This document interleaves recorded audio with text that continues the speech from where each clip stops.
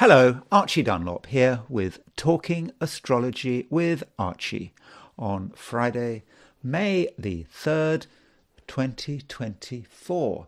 I'm finding myself worrying a great deal about the Mars-Uranus conjunction in July. I think it's on July the 15th. I'm getting quite obsessed about it, and this is something I want to talk about because I think it's going to affect Britain, and I think it's going to affect the US. And I do get a certain sense that Britain and the US's destinies are in some strange way starting to converge. And this might actually have been happening over a period of centuries. And I want to kind of look back, okay, not just at previous Mars-Uranus conjunctions, but at what happens when Uranus moves into late Taurus. Because you go back centuries and, you go back, I don't know, I've gone back to the beginning of the 17th century. Every 84 years, the Uranus returns. And so every 84 years, you're going to get Uranus in late Taurus.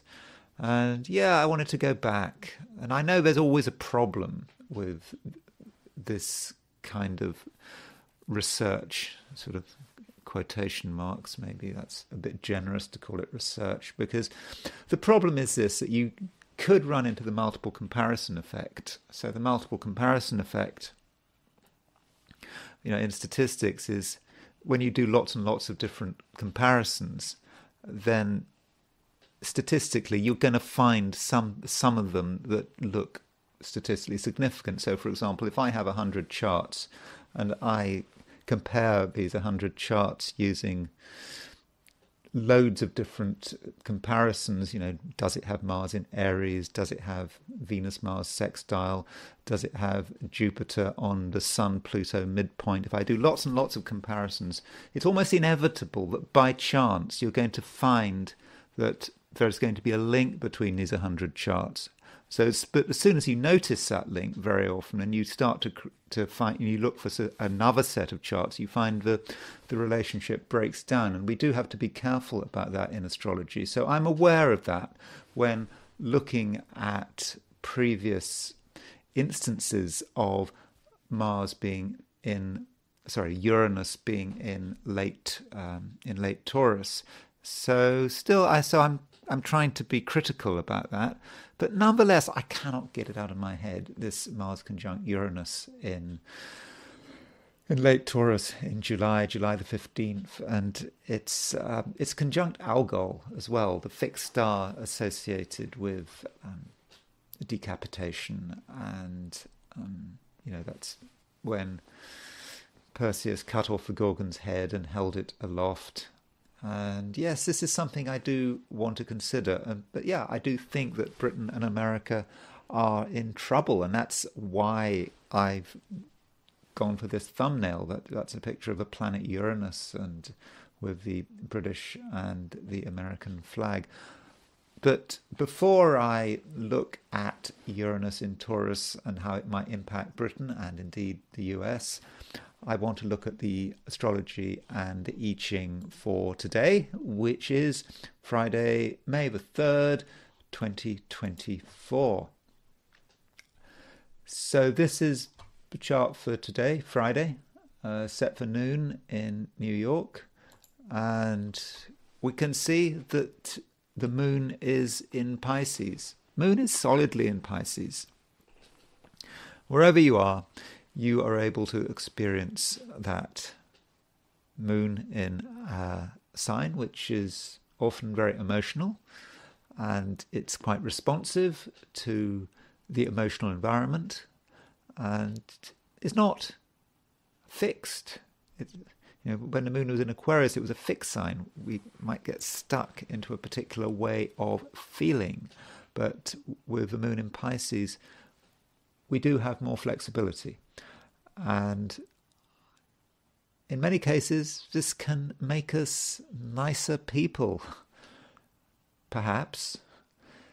Now, yesterday, when I talked about the moon changing sign between Aquarius and Pisces, I was constantly going back and forth saying, well, if you're in the Americas, it might be like this, and if you're in Australia and New Zealand, it might be like that. And so I was saying that, there was this moon sextile Venus that you might feel towards the very end of the day. Well, we now definitely have moon sextile Venus, and you can see that the moon is at 12 degrees Pisces at noon in New York. Venus is at 5 degrees Taurus. Now, from an American perspective, that moon sextile Venus is starting to separate a little, but if you are in Australia, New Zealand, East Asia, you're really going to feel that moon sextile Venus. I think you're going to feel it in Europe as well. But that moon sextile Venus, we shouldn't be too concerned about the angular separation. The point is, the moon is in Pisces, Venus is in Taurus. They have a natural sort of relationship to one another, those two signs, Pisces and Taurus, and it is quite harmonious.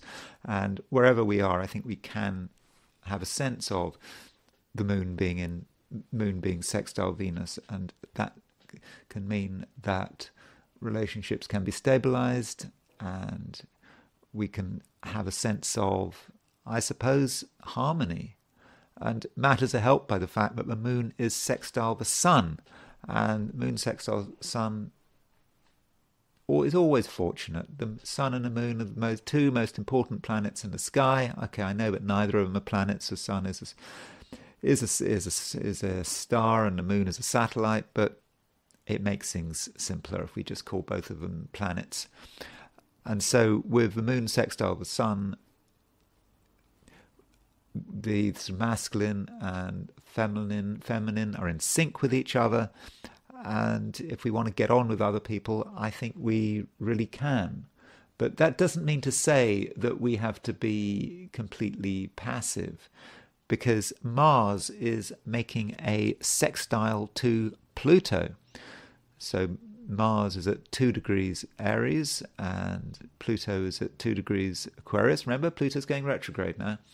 But with Mars sextile Pluto, if we so wish, we can apply considerable energy to the achievement of our aims. It can be a little bit obsessed, but does that matter, provided we get results? And it is a sextile between Mars and Pluto. It's not a square or an opposition or a conjunction, those aspects are more dynamic. The sextile is gentle without being lazy. And so I think that with a little bit of effort with this Mars sextile Pluto, we can get results and people will take notice of us. I should also point out that the moon is making a sextile is making a conjunction to Saturn. Now, this conjunction between the moon and Saturn is probably more of an issue if you're in the Americas. I think they're about 4 degrees apart, so around that would be 4 degrees apart, so I think that would be at around 8 p.m. in New York, off the top of my head. Is that right? I should have told you. I should have worked that out already. So looking at, so when is this moon conjunct Saturn? So the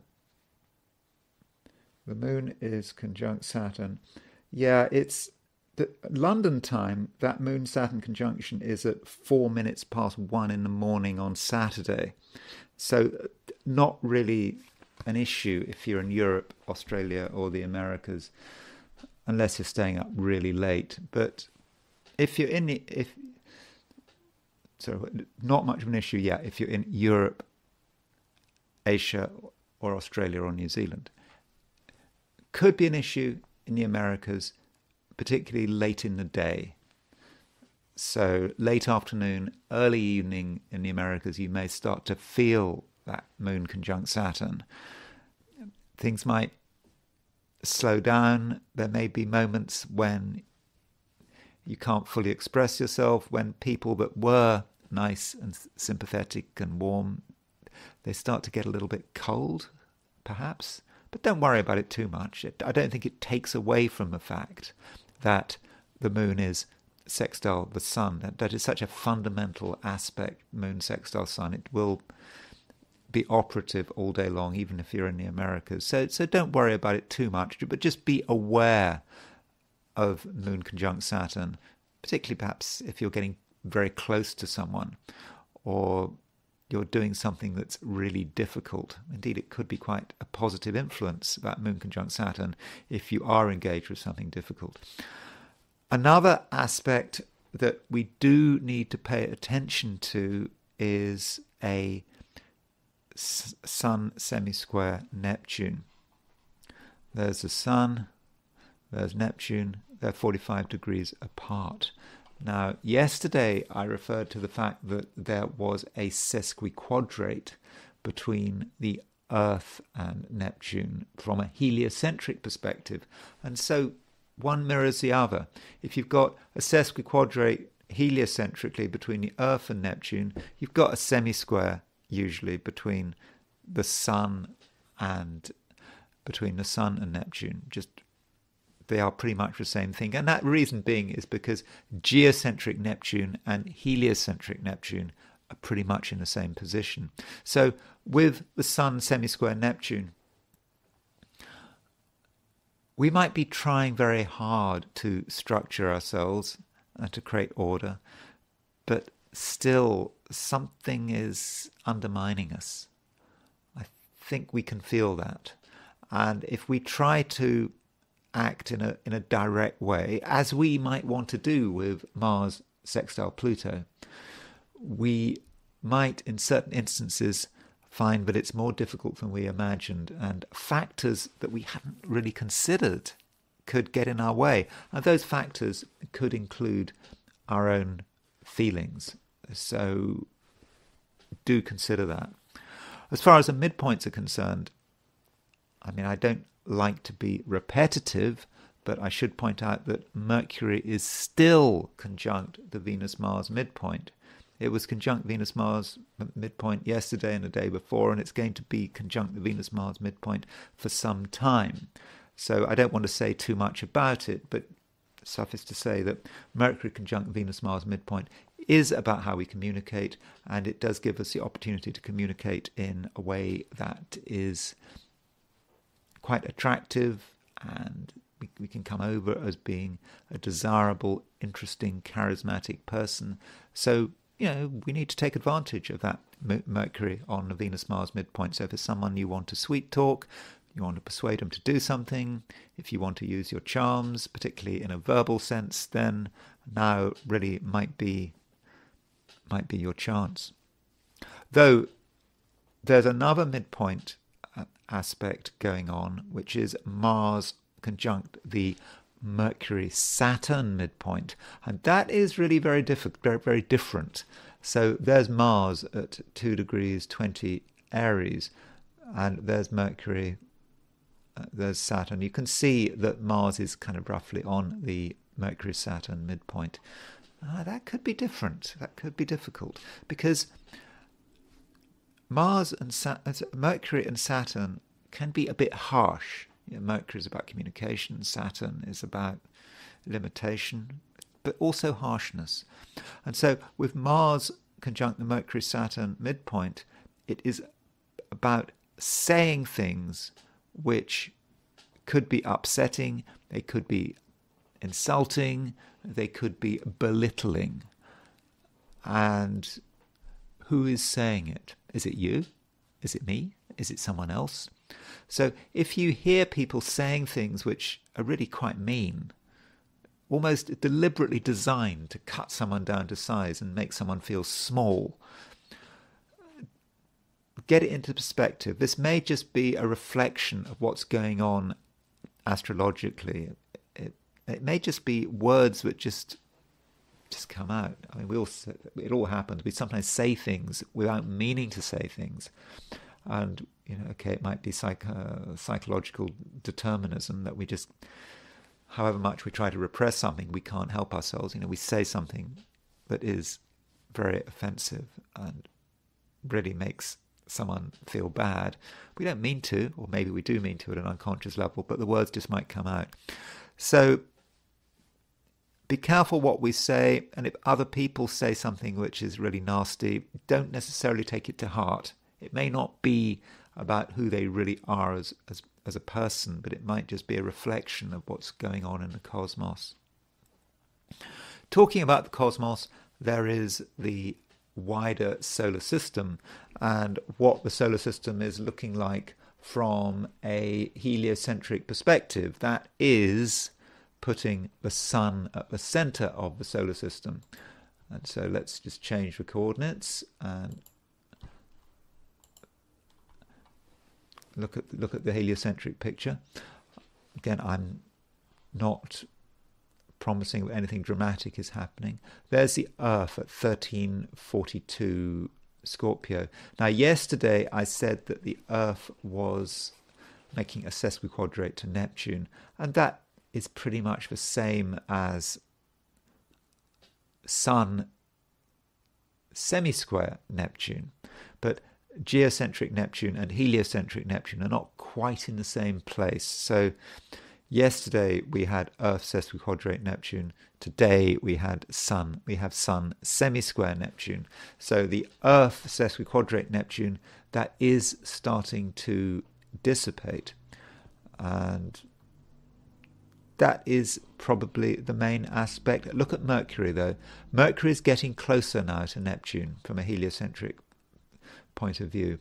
So it's not quite there yet, but give it another day and it will be there. And I would guess that we're already starting to feel it. Mercury semi-square Neptune, Mercury semi-square Neptune is about a feeling that something in the cosmos is a bit strange, unusual, and certainly confusing. Again, I don't think it's necessarily a particularly personal thing, but it's like people's ideas and what people are talking about seem to be not very sensible, and there may be a certain tendency for people to be motivated by fantasy rather than reality. And this might also show itself up in relationships, because there is a heliocentric semi-sextile between Venus and Uranus. There's Venus from a heliocentric perspective at 23 Aries, and it's making a semi-sextile to Taurus at Uranus, which is at 23 Taurus. So Venus semi-sextile Uranus. So there could be a sense of impulsiveness, perhaps connected with money or other people. So it's quite a mild influence, but we can't perhaps expect relationships to go 100% as expected with Venus semi-sextile Uranus heliocentrically. Things might happen. And I don't mean that things are necessarily going to happen in a bad sense. It could happen in a good sense. So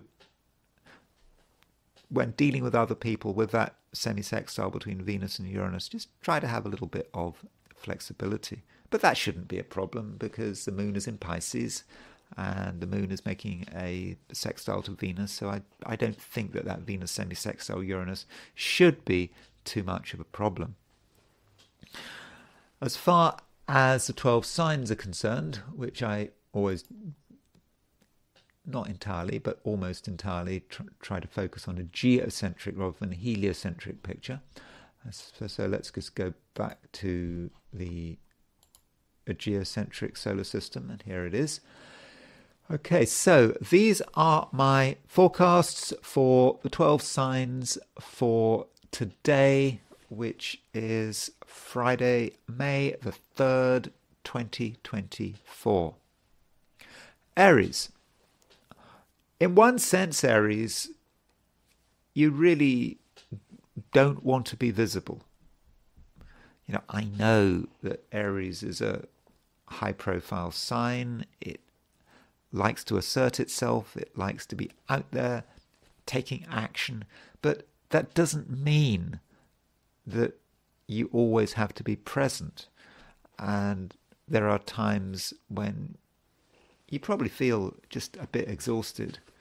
You've only got so much energy, and occasionally you do need to take a rain check, and now might be a time when you do feel that a rain check might be a useful thing to do. You've just had Mars moving into Aries. That was perhaps a big shock to the system. I mean, Mars is a very dynamic energy. It's gone into your star sign, or your ascendant sign, or your moon sign, or however you're looking at these forecasts. It's gone into your sign, and yes, you've been energized, but how much energy have you actually got? So taking a break is always a good idea, because the moon is in Pisces at the moment, and soon enough the moon will go into Aries in a day or two's time, and that will mean that you're definitely re-energized. But for the moment, I don't think, Aries, that there's anything you absolutely have to do. Though I can't help noticing that Mars, which is your ruler, is sextile Pluto. And that means you can get results. You can focus on something that you really want, and you can get it. And I suppose you have to ask yourself, what is the best way of doing it without totally exhausting yourself? I think you have to consider the possibility that if there's something you really want, Aries, that you don't have to put as much energy as you think into achieving it. Firstly, having a desire is a really good start. I mean, you can't expect something to happen if you aren't able to articulate to yourself what you actually want. So once you've articulated to yourself what you want, then that Mars sextile Pluto can move towards getting what you want, almost through a display of your willpower. You make an affirmation to yourself that I want this. I'm a bit wary of affirmations. It seems a bit vague, and I know that a lot of people manipulate this concept of affirmation, and they sell books on the basis of affirmations, and this concept of positive thinking. I'm not a fan of positive thinking, actually. You probably gathered that by now. But nonetheless, if there is something you really want, and you make the decision, this is what you want, you can actually start a chain of events which actually allows you to achieve your goals, because Mars is sextile Pluto, and I think you can achieve your goals without having to make a big fuss about it, without people saying, oh, watch out, here comes Aries, let's get out of the way, without that kind of thing. So you can be subtle, and at the same time, you do have to be careful if you feel that you really have to engage with other people, because the things you say might not be very subtle. It's quite easy to upset people or say things which are just plain rude. I mean, Aries can be a rude sign, no doubt about it. Aries likes to say what's on its mind, and if an Aries is ever rude to you, don't take it to heart. But you are an Aries, so you understand that. I'm not talking to anyone else except Aries, I assume. So yeah, if Aries is rude, you don't take it to heart. No harm is meant very often. But right now, Aries, you can be rude. And you can say things which really get to people. They basically go to the absolute roots of what someone is and their self-esteem. And is that really what you're trying to achieve? So if you are going to be rude today, make sure it's rude in a way that you had intended. What you don't want to do, Aries, is be unintentionally rude. Just something comes out of your mind and you say it. You just can't help yourself. And once you've said it, you can't take those words back. So do be careful. You might also ask yourself why you might feel inclined to say things which might be upsetting to others. And in certain cases, it might actually come out of frustration. You might be thinking that things are slow. You might be concerned that things aren't going your way, and just the words come out. It's a demonstration of your frustration. And I think any concerns you might have, that you might not get what you want, that the picture's looking grim and whatever, I don't think it's actually grounded in reality. And as I've just said, Mars is sextile Pluto. This is a time when you can get what you want in a way that is actually quite subtle. And so you shouldn't be feeling that you're being denied anything, because right now you really do have the willpower to see it through. Taurus. The moon is in Pisces and it is making sextile aspects to the Sun and Venus. And at the moment, the Sun and Venus are moving through your sign. And so with the moon sextiling Venus, Sun and Venus, I think that you are in a really very good position. And I think you're in a good position to help other people, to make a favourable impact. And if you're with friends, acquaintances, your presence is going to be very reassuring. You will be a good person to have around, and I think that you can create a certain amount of stability. And I don't think there's any need for you to assert yourself in any dramatic way. It's just really is enough to be yourself and not to ask too many questions. Because really, Taurus, I mean, you know what you want, you know who you are, and so there's really no need to make much of a fuss. Though it does seem that you can stir things up in a gentle way. You can maybe say a few things which can give people pause for thought. And you know what you say is you can perhaps capture something going on out there in the world and bring it down to earth and be able to talk about it in actually quite an inspiring way. And so, Taurus, if you have any ideas, then now might be the time to talk about them, because you've really got some very good ideas. You know, I know that Taurus has a reputation for being an earth sign, to be focusing on reality, not drifting off on flights of fantasy. That's a certain reputation for Taurus. But we don't want to get too caught into that stereotypical view of your sign. You know, particularly now when you have this chance to really get your ideas out into the open. And I think the key way of getting your ideas into the open may be to use a little bit of drama and exaggeration, because drama and exaggeration does get you noticed. Now, I do understand that not everyone is going to appreciate what you say, and whenever you say something, you're always taking a risk, particularly if it's new. The risk is that someone criticizes you,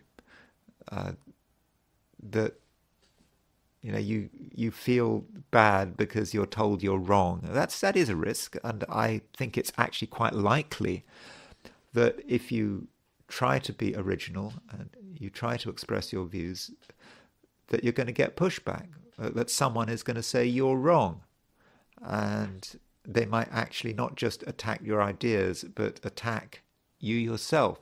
Isn't that called the ad hominem argument? Yeah, there could be people using ad hominem arguments. So an ad hominem argument is an argument which is not actually focused on the argument, but it is focused on the personality and character and experience of the person who is putting forward an argument. So if you are at the receiving end of a personal attack, perhaps as a way of undermining your views, don't take it to heart. It's easy to take it to heart. Taurians can take things to heart. Don't take it to heart. It's actually quite reasonable.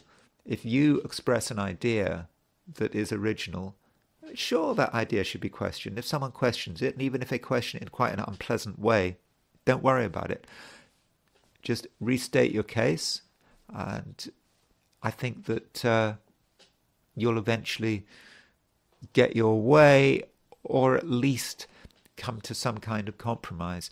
Though this doesn't take away from the fact that there are people out there who are powerful, who really can assert themselves. And you therefore need to respect the situation, but not be overwhelmed by it. So just because you're dealing with powerful people doesn't mean that you have to just accept the situation and just say, well, I'm going to disappear. I'm going to accept that I don't have as much power as others, so I'm not going to assert myself. That's not the right attitude. You can perhaps take advantage of powerful people. They can perhaps help you achieve your goals. And also, if you find yourself being criticized, even if it's in quite an unpleasant way, then you should firstly be happy that someone is taking notice of you, and maybe the criticism is to an extent justified, and you can change your approach. I mean, who knows? I mean, I know I keep on going on about the fact that I'm a Gemini. I've got Taurus rising. I've got Mars in Taurus. I don't like being criticized.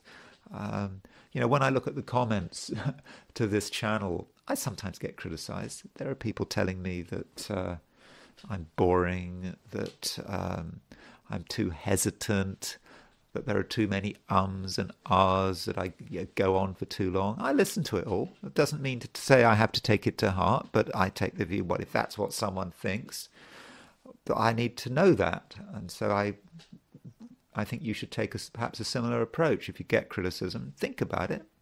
If it's unwarranted, that's up to you. But just don't take it to heart. I think that is really important. And as far as close relationships are concerned, I do think, Taurus, a certain amount of wariness might be required, because it does seem that some of the criticism you're attracting may come from people who are very close to you. And so someone who knows you well, who decides to criticize you, does need to be taken seriously. I mean, criticism is maybe the wrong word. And perhaps, Taurus, you have to be subtle to consider implied criticism. So that criticism is, I think in most cases, it's meant well, and you should take it on board. So what you don't want to happen, Taurus, is for someone to say something nasty about you, or if it sounds nasty to you, and for you to just completely go ballistic and disrupt a relationship just because you're temporarily offended. So just don't be offended by what other people say, because either it's irrelevant or you're dealing with someone who basically means well. And we should not forget that the most important aspect today is arguably a sextile between the moon in Pisces and the sun in Taurus. Sun in Taurus in your sign. The sextile between the sun and moon is about a general sense of harmony. And yeah, there might be verbal interaction, there might be people saying things you don't like, but fundamentally, if you look at things from their at their basic root level, there's a basis for absolute harmony. And this, of course, extends to relationships. And so, regardless of any differences of opinion, you and the important people in your life can have a harmonious relationship with each other. Gemini, I hate to be boring, but Mercury continues to be conjunct the Venus-Mars midpoint. And so with Mercury conjunct the Venus-Mars midpoint, I think you continue to be more charismatic than usual. I think you have definite charm, and the things you say will carry weight. Not just because you're saying something useful, but it's the way you deliver your message. You are able to deliver the message in exactly the right way and get the attention you deserve. So keep talking, keep charming. Aside from that, the moon is now very definitely in Pisces, and it is making a sextile to Venus in Pisces. And with this moon in Pisces, I think this does make you actually quite ambitious. Gemini, there are definitely things that you want to achieve today. And you might feel that there's a time limit, but if you don't achieve them today, then maybe you've missed your chance. Well, there's no need to be absolutely desperate about it, but Gemini, you should still do what you can to get results. But there then is the question about how do you get results? And I don't think that you should be looking to get results in a way that is necessarily obvious. And it may be, Gemini, that you have to do behind the scenes work. You don't get any appreciation, you don't get any praise, but by the same token, you don't get disturbed. And so by doing that kind of work, you can really strengthen your position. And as the day progresses, I think that you're going to have an increasing amount of self-discipline. And that is because the moon is starting to move towards a conjunction of Saturn. And that's going to be a particular issue this evening if you're in the Americas, but I think all of us may be starting to feel that conjunction between the moon and Saturn wherever we are. And with that conjunction between the moon and Saturn, it's about creating structure and bringing together everything you've been trying to achieve on your own. And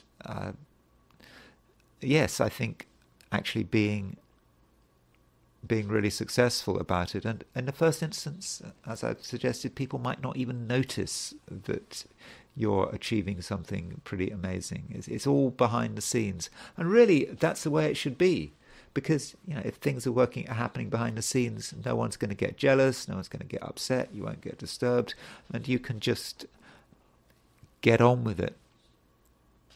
Now, as far as relationships are concerned, you do have to ask yourself whether it's worth the effort getting terribly close to any one person. Yeah, by all means, be sociable, in a general sense. I think that that's what you should be doing. And remember, Mercury is still conjunct the North Node in a very sociable part of your chart. It's in Aries. But when you're dealing with people on a one-to-one level, you may just feel that they're just a bit tense when you're with just one person. It's just you and this other person. You may feel that they're tense and that they've perhaps got a lot of baggage, a lot of frustrations that they may want to dump onto you.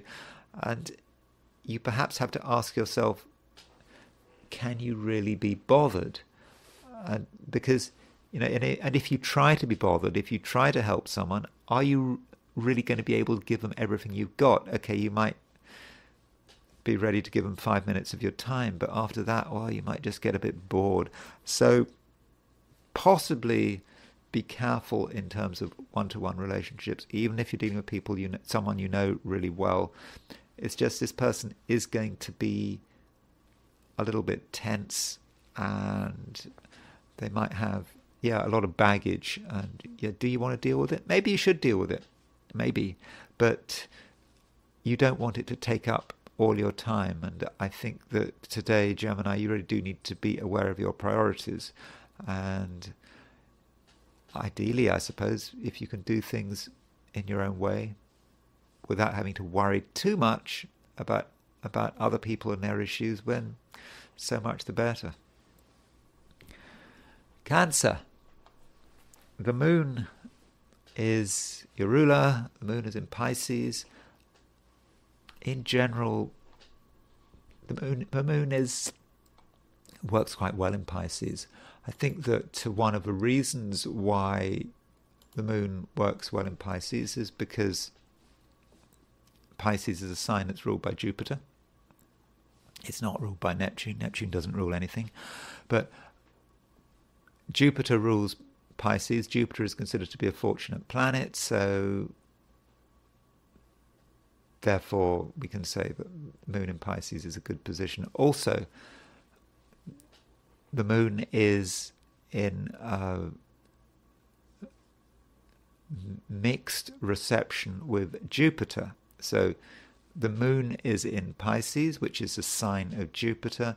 Jupiter is in Taurus, which is the exaltation of the moon. And so with moon in Pisces, it's a water sign. So Cancer, I think you're feeling quite comfortable. You feel that you're somewhere where there isn't too much pressure, and where you can not just be yourself, but sort of explore possibilities. And I think that is important. As sometimes Cancerians can be a little bit close-minded. The reason they might be close-minded is because they perhaps take the view that if they were to expand their horizons and to introduce themselves to new ideas, it might undermine what they've got, and security is the thing that matters. So that might be the Cancerian view. But I think today you can do some exploring in a way that is not going to be detrimental to your interests. So it's okay to have an open mind. And you're going to be helped by the fact that the moon is making, remember, moon is your ruler, it's making sextile aspects to both Venus and the sun. And so I think with that moon sextile Venus and the sun, I think that you can benefit from other people's company. And when you're with other people, really try to see it as a two-way flow. Yes, you have got something to offer, but other people have got something to offer as well. And perhaps they can gently show you how you can perhaps expand your horizons and move into new territory. Okay, it might be unfamiliar territory, but it's what you need to do if you want to make the most of yourself and everything you've got. If if you're limiting yourself simply out of a sense of security, I think that would be a shame. You have to have an approach which is a little bit experimental. Now, while all this is going on, Mars is making a sextile to Pluto, and I think that this Mars sextile Pluto is going to strengthen the whole way in which you come across. Mars, after all, is moving through Aries, and from your point of view, Aries is a sign which is quite high profile. So with Mars in Aries starting to move towards the North Node, it is a time to really make your presence felt. But it's sextile Pluto. So as you know, it's not just about making your presence felt. It's also about bringing to bear your understanding of other people and what makes them tick. And I think that this Mars sextile Pluto does give you that understanding. Pluto in Aquarius gives you the ability to understand what's going on deep down and to verbalize it to yourself. And then you can pack it into the way you articulate your goals. And so, I mean, of course, articulate them to yourself first, because you first articulate them to yourself and then you articulate it to the world out there. And so I think that this Mars sextile Pluto is really going to allow you to really push forward with your agenda and to use your emotional strengths as a way of making good progress. I don't say fast progress, but good progress. Leo, you continue to be in the mood for excitement. You want things to happen. And I think, Leo, you actually have quite high expectations of other people. You perhaps think that they've got something, and if they just used whatever this is in a constructive way, they could make things just so much better. But you have to ask yourself, to what extent are your expectations realistic? Is it really reasonable for you to expect people to, create excitement and drama and fun? It may not be reasonable. And it might be the case that if you really want anything to happen, it's you that's going to have to make it happen. And you therefore have to ask yourself, are you really in the right position to do this? Indeed, is excitement what you really want? Maybe it's not. And actually, I think the day has a serious note, not a bad note. When I say serious, I mean something to be taken seriously. That you have the moon in Pisces. Now, Leo and Pisces, as you know, two very different signs that are, at first sight, really don't get on with each other. But with the moon in Pisces, you are being asked to focus on your feelings and not to be satisfied with surface appearances, taking what people say and do at face value. It's not a time to be satisfied with that. You need to be ready to go sort of deep down and to understand what is going on. And yeah, that does take a bit of work. And at the same time, it's not about being seen and heard all the time. Yeah, I understand many Leos like to be seen and heard all the time, and that they have a powerful sense of themselves. But this moon in Pisces is making sextile aspects to Venus and the Sun. And that Sun is, of course, your ruler. So, in other words, you've got moon sextile the Sun. that is a good aspect. The sun is your ruler. You are actually able to create a balance between the way you present yourself in that fiery Leo, ambitious kind of way, and the way you feel. So those feelings can really inform you and give you important information about the world in which you're functioning. And in fact, you can actually create a sense of harmony around you. You know, that this moon sextile sun, when I talked about it towards the beginning of this video, I said the moon sextile sun is about harmony. And you can create harmony around you, provided you don't try too hard to get attention. You know, if you want favourable attention today, you can get it. But the best way of getting favourable attention is not to seek it. If you actively seek attention, then you may be putting people off. But if you just are yourself, you're relaxed about being yourself, and of course you can be relaxed about being yourself with the moon sextile the sun, then you'll just be noticed anyway. You don't have to try. You don't have to overthink it. And you know, in that sense, I think it could be quite a successful day. And also, I think you benefit from the fact that the moon is sextile Venus. And with this moon sextile Venus, I think that when you want to be, you can be actually very supporting, especially if you're in a career or business situation when it doesn't on the surface seem to be a very supportive situation, because everyone is thinking about making money or being successful.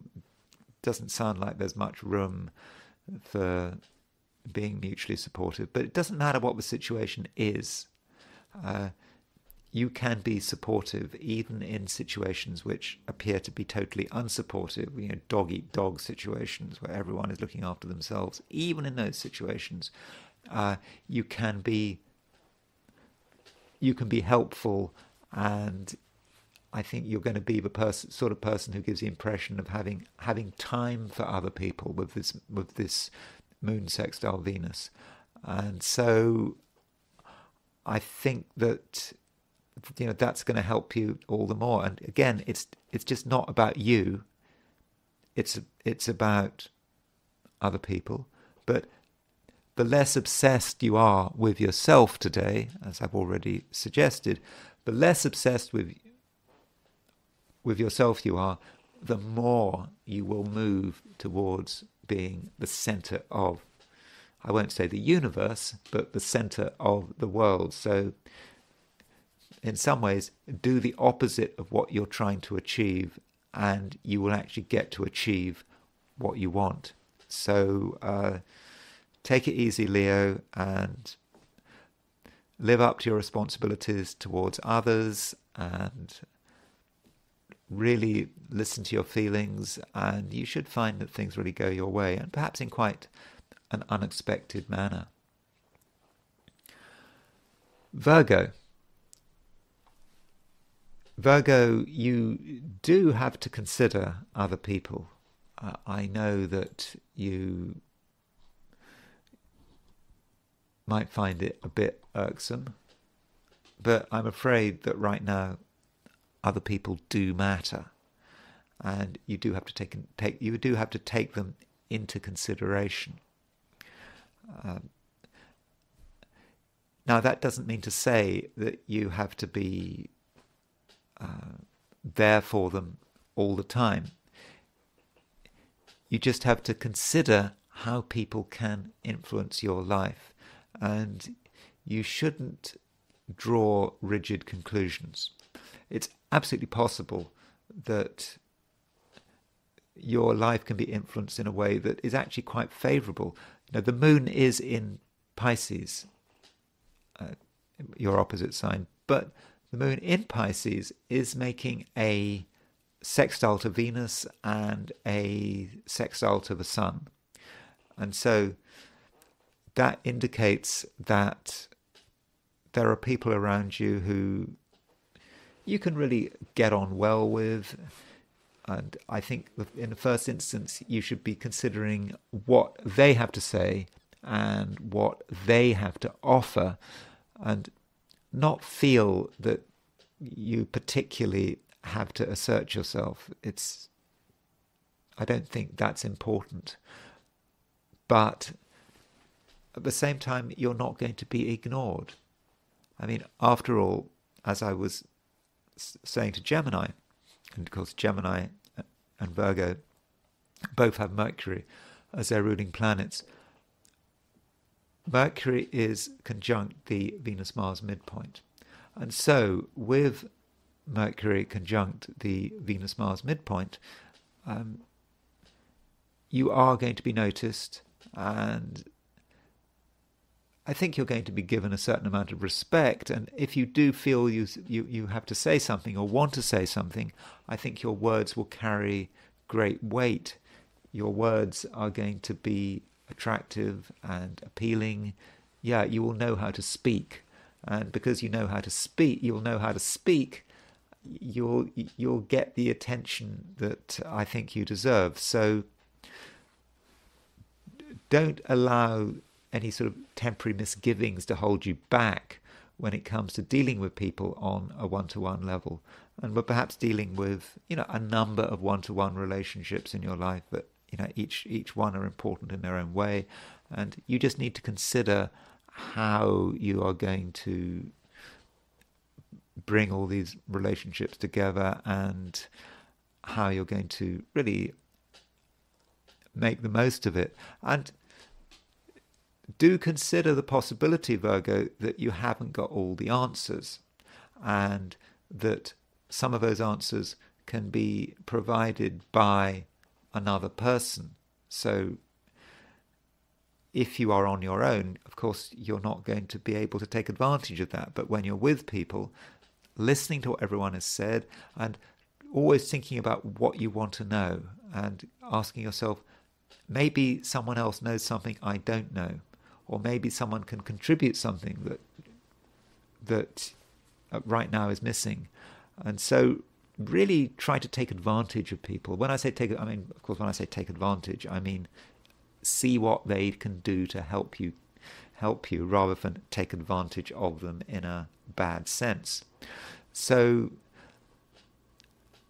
that's the overall situation, Virgo. I think it's fairly straightforward, and it's about accepting that people could be helpful, they may not be helpful, but just giving people a space without sacrificing your own independence. Libra, you are somewhat conflicted. In one sense, you want things to be really very straightforward. You want things to be done in a particular way, and you're not really in the mood for surprises. At least you don't think you're in a mood for surprises. But on the other hand, it does seem that you're going to get bored easily. And so there's a bit of a contradiction there. You're not in a mood for surprises. You want things done in a particular way. But at the same time, yeah, you could get bored really quickly. And so how do you deal with that? Well, it may be, Libra, that it's your job to stir things up a little. So if everyone seems to be doing the same thing in the same old way, perhaps you just have to ask yourself, well, how can you stir things up? And it won't take much to stir things up. In fact, Librans are very good at stirring things up because Librans have a good sense of balance. In other words, Librans understand the balance between themselves and other people, and they understand all the different balances in their social environment. Everything is finely balanced.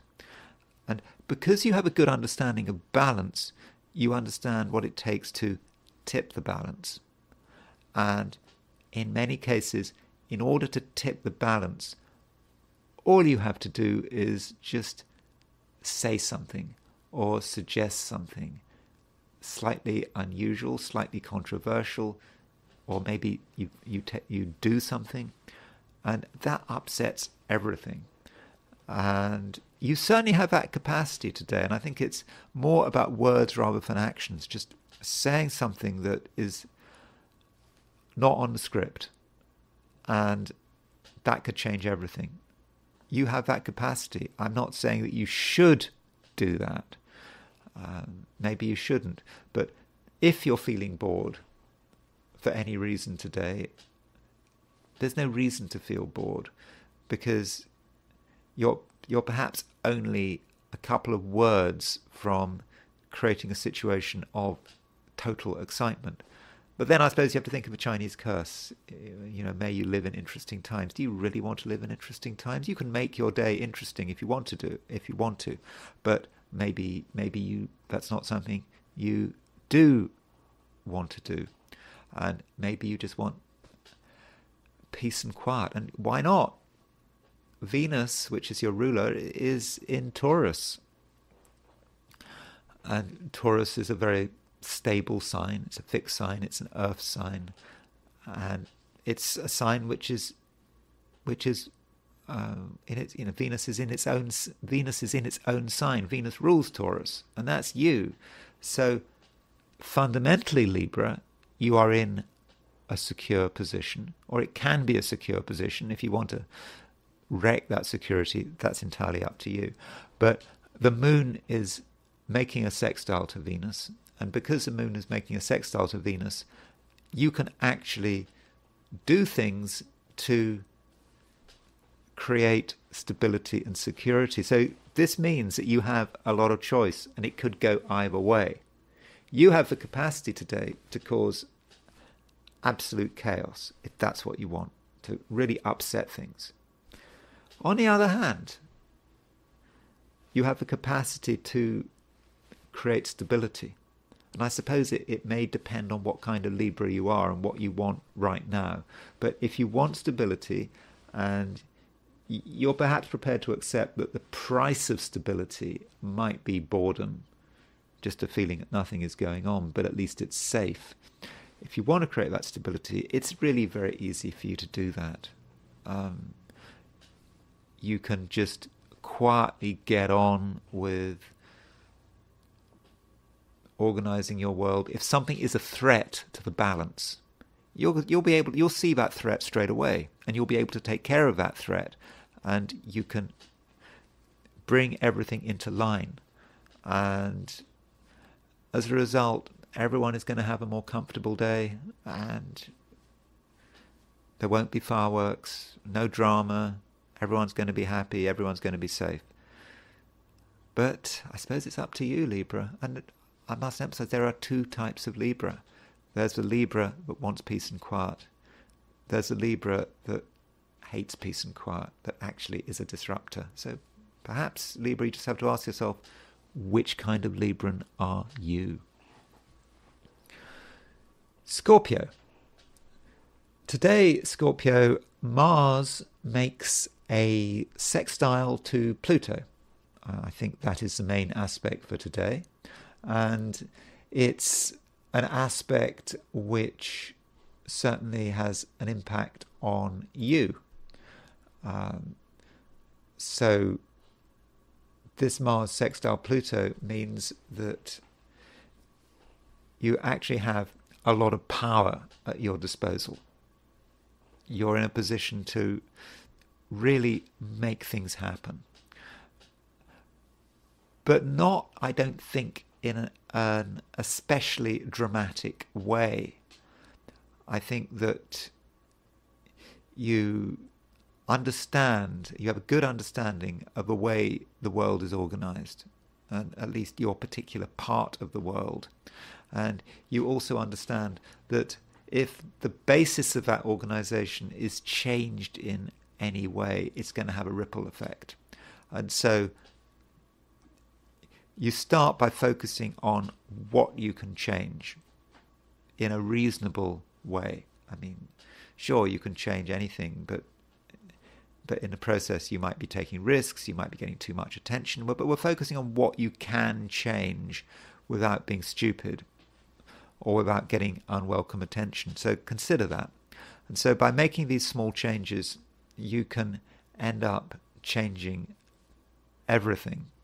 So consider where your power lies, and consider what you can do, and also, I suppose, why you want to make changes, and at the same time, what is the most pressing change? So perhaps that's how you should start the day. You should think, what is in need of transformation right now? I mean, maybe not just today, maybe tomorrow as well. And then ask yourself, what is the best way of doing it without damaging your own interests? And I think you'll come to the conclusion that you're dealing with actions that do not need to be noticed. No one needs to know what's going on. And you're a Scorpio. Arguably, Scorpio is the most secretive sign of the zodiac. And through your quiet, undercover actions, you can slowly move towards the achievement of your aims. But I don't think that you should be completely secretive in all departments. I think that there are definite areas where you can benefit from cooperation with other people, provided those other people are exactly on your wavelength. People who share your creative vision. And I think today, with the moon making sextile aspects between the Sun and Venus, there are people on your wavelength who you can trust, who also really who actually understand what you're trying to do. And because they understand what you're trying to do, they're going to be helpful. And if you enlist their support, I don't think that you'll be sorry.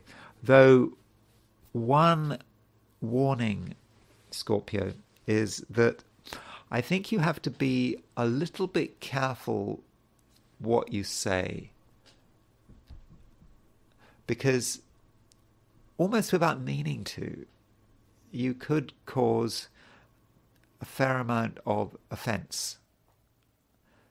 It's just that maybe you'll say something that strikes a chord. Scorpios, supposedly natural psychologists, they understand what makes people tick, they understand people's fears. And so when, for example, talking to someone, you might pick up on a weakness, almost without knowing that you picked up on a weakness. And then you might say something to someone that actually emphasizes that weakness. And as a result, you could cause offense. It really is possible. And it's even possible, if you're feeling a little bit frustrated and annoyed, that you might deliberately say something which picks up on someone's weaknesses or is a real criticism, and that could cause real trouble. So I would suggest, Scorpio, that you are very careful what you say. Your words could be very harsh, and they may not be useful in terms of you achieving your aims. And I suppose ideally you need to employ your inner censor. We all have our inner censors, including you, Scorpio. And so give yourself, one of those, what do they call it? It's like on Gmail, you've got this undo button. You've got, when you send an email, you've got, what is it? You've got about 5 seconds to change your mind. And of course, with words, it's once you've said the words, you can't just press the undo button. So what you can perhaps do is think about what you're going to say. Then you have 5 seconds to press the undo button to change your mind before the words come out. So perhaps you should work on that inner censor so that you don't get yourself into trouble. Sagittarius. Ooh, something you're annoyed about, Sagittarius. You just feel that it's all a little bit of a struggle, that you can't immediately get your way, and you may feel that if you want to get your way, that you're going to have to employ, huge amounts of effort, that something has to get broken in the process. I mean, it's almost like concrete walls having to be broken down. I think you've got a point. I think that you can see things that are really in your way. But perhaps you're exaggerating. And maybe the reason you're seeing these blockages is that perhaps you're being too ambitious.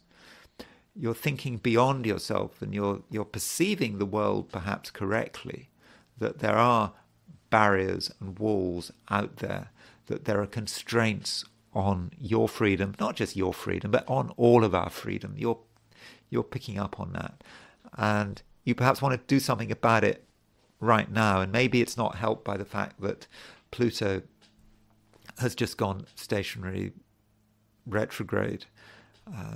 Somehow that might have affected you. Maybe you're really picking up on that, and you're thinking, you can see how your freedom is being limited, and you want to do something about it.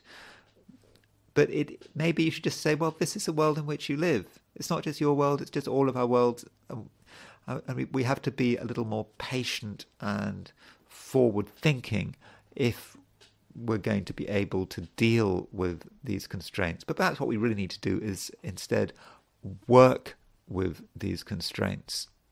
And in general, Sagittarius, I don't think that you should feel any great necessity to have a super active, high-profile day.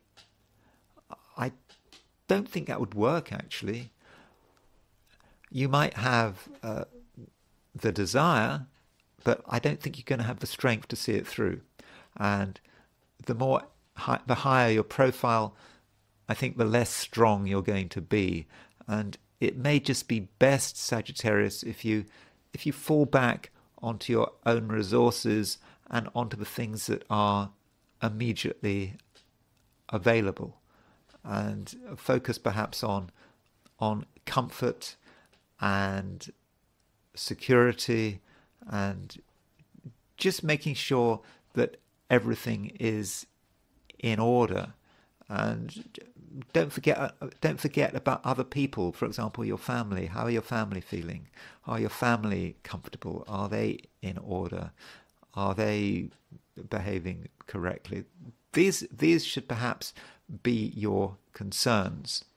And also, consider the absolute roots of your security. Is everything okay?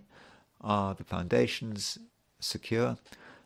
And worry about other things at a later stage. And so I think that's the general message today. Don't be over ambitious, and also count your blessings.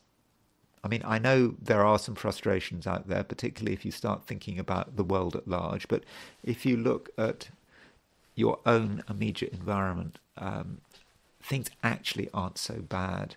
And just be comfortable where you are, and at a later stage you can start to be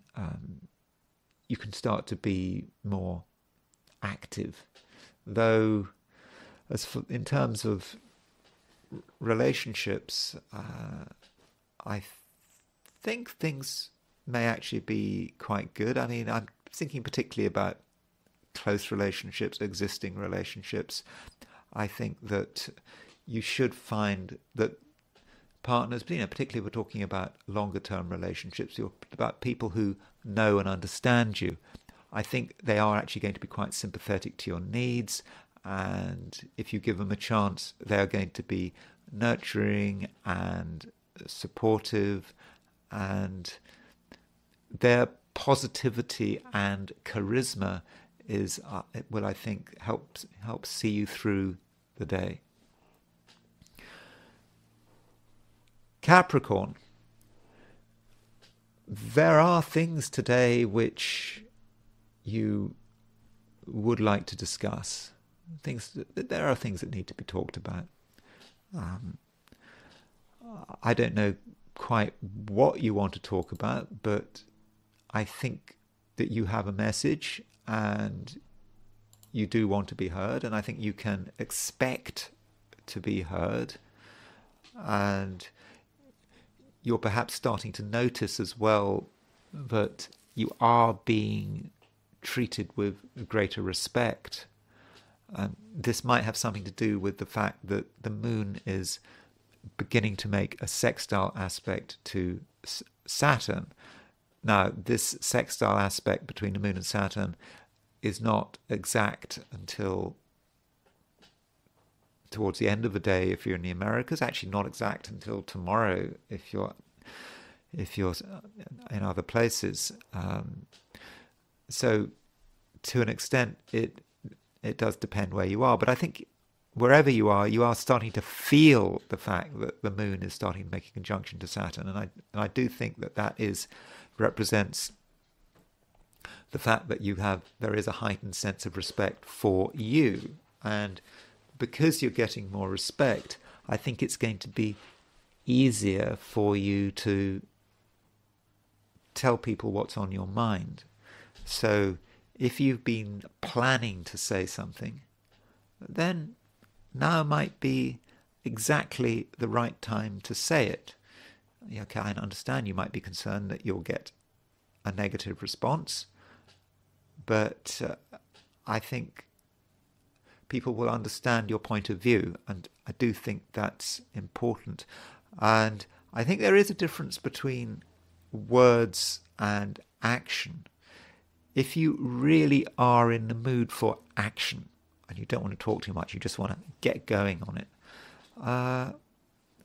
the situation might not then be so good, because your efforts to create real results out there in the world could be actually very frustrating. You might find that there are constant delays, but not hitting an absolute brick wall, and that's a bit of a problem. In a way, it would be better if you attempted to make something happen in the world and you were to immediately hit a brick wall, because if you immediately hit a brick wall, you then say, okay, that's done, I can't do it. But you don't get that absolute rejection. You just get delays and perhaps promises, false promises, and that might make you think, oh, well, it's worth hanging on, and you hang on and you hang on, and then when it's too late, you realise actually you've got nothing that's been done. It's all a complete waste of time. So you don't want to get into that. And so, Capricorn, unless you're very sure of yourself, I would possibly avoid taking big, large-scale actions. It doesn't help that it's Friday, towards the end of a week, or is the end of a week, end of a working week for most of us. So that's not going to help.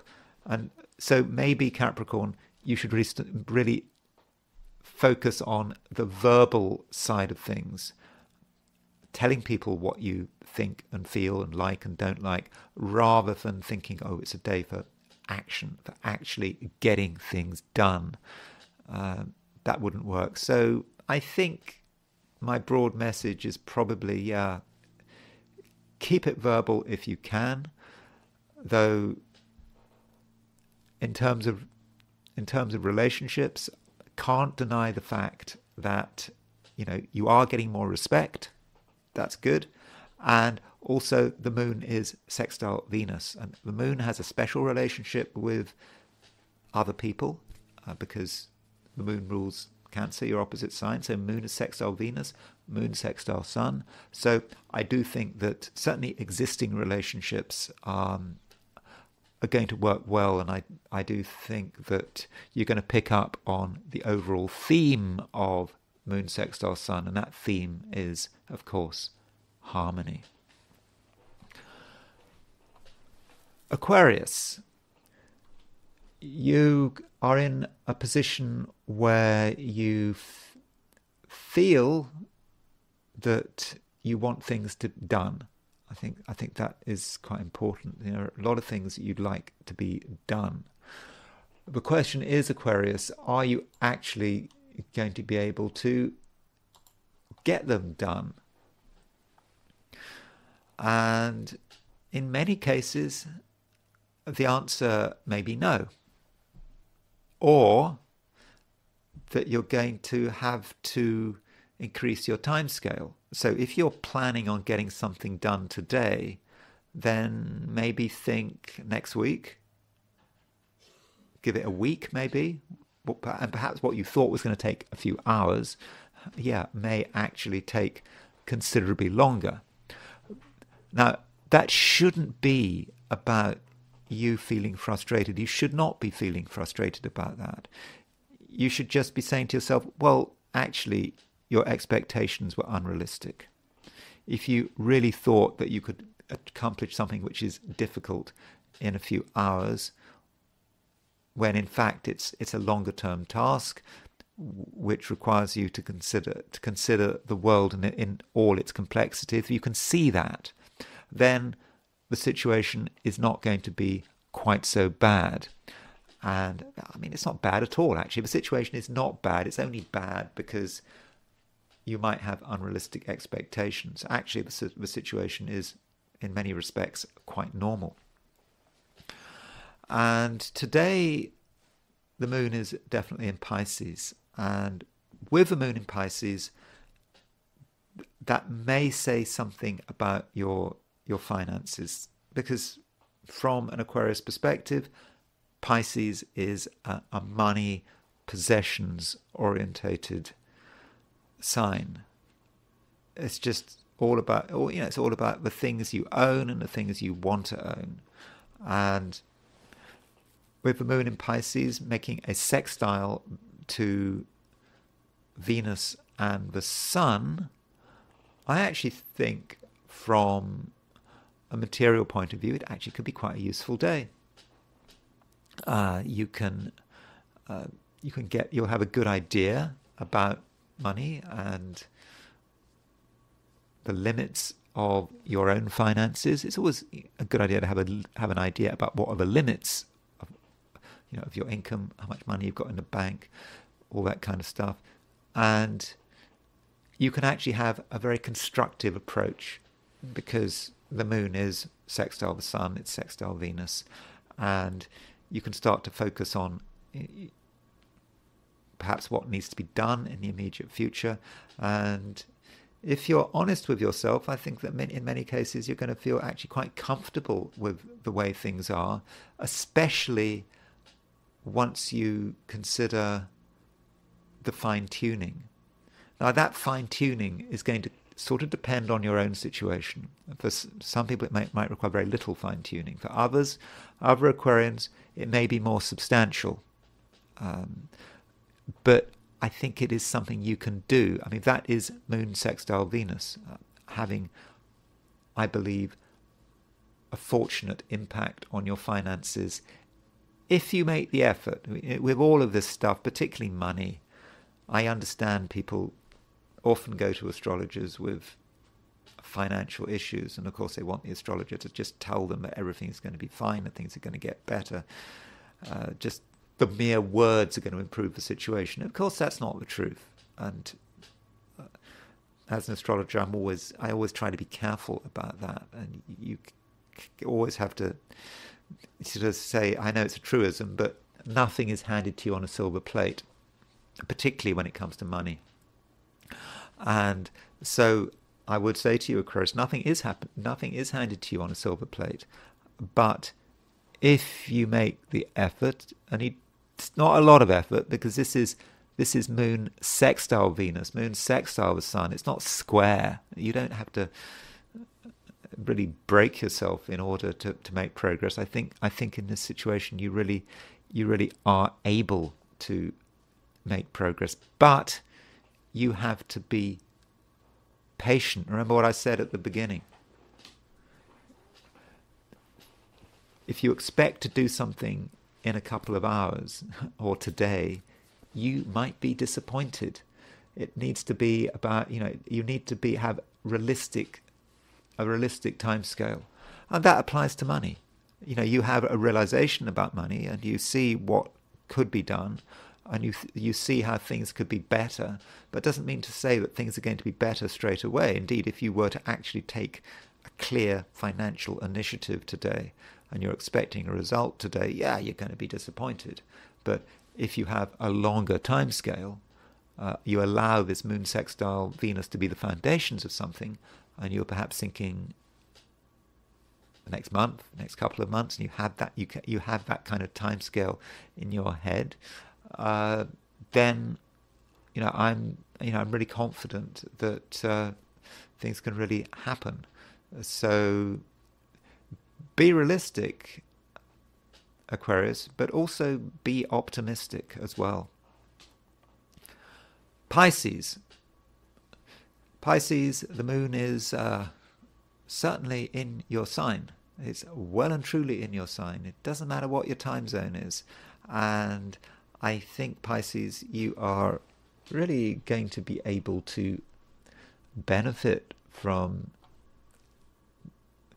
the moon being here. I mean, because the moon is making a sextile to the sun, and it's making a sextile to Venus. So things should be running very well.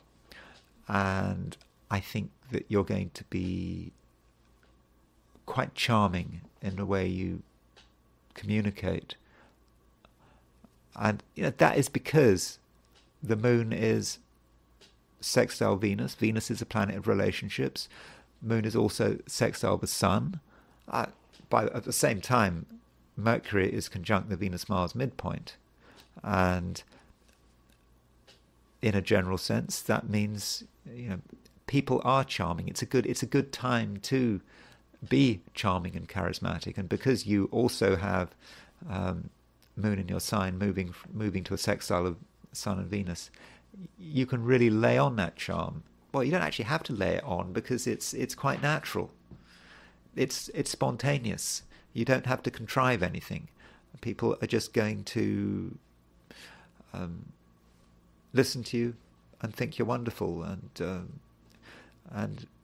at the same time, you have the chance to meet people who are themselves charming and charismatic. And so I think you should really try to meet as many different people as possible today, maybe go to different places, and see what's on offer. So if you've got invitations, maybe you should, but you're wondering whether to accept today, maybe you should accept these invitations and perhaps have several locations which you want to go to. But try not to think too much about big issues today, and even big issues in terms of your own world and what you want to achieve. Because if you start to think about big issues, then you might start to think, hold on, are you ever going to be able to get things done? You might think that, God, it's just a lot of work. There are a lot of things out there that are wrong and need to be changed and need to be broken down. And I mean, some Pisceans may even be thinking about, what's happening in other parts of the world, places which they have no real connection with, but maybe they're getting a lot of news coverage, and you may think, well, this is terrible, got to do something about it, and got to break down barriers and all that. But I just don't think that would be useful. I understand this temptation, and because Pisces, Jupiter is your ruler, and Jupiter is a planet that has a strong sense of right and wrong. It's quite a moralistic planet, and one often forgets this connection between Pisces and Jupiter is, of course, connected with morality, right and wrong. Pisces can actually be about the surrender to a cause. I don't know how to what extent what you feel about that, but in certain cases it can be about surrender to a cause. And so if you are very cause orientated and you're quite a political Pisces, then you might feel a frustration at global events that are just going on and on, that seem frustrating, and you might take the view that if something bad is happening, I don't know, 5,000 miles away, it has a negative impact on you right here where you are. And I suppose you're a Pisces, you feel everything. I suppose, isn't it, if you're a fish or a whale in the sea, I mean, you can pick up communications, and vibrations, which, if you're in the North Atlantic, you can pick up what's happening in the South Atlantic, and so you can pick up on all of this.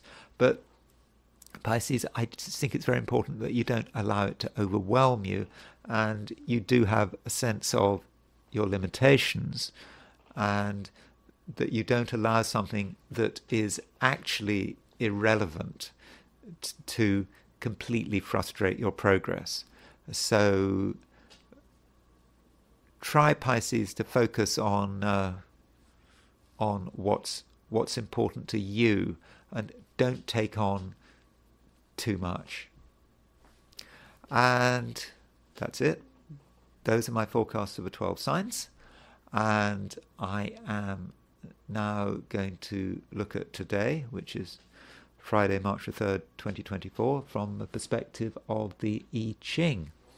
And I asked the question, what is Friday going to be like, for those watching the I Ching segment of this video.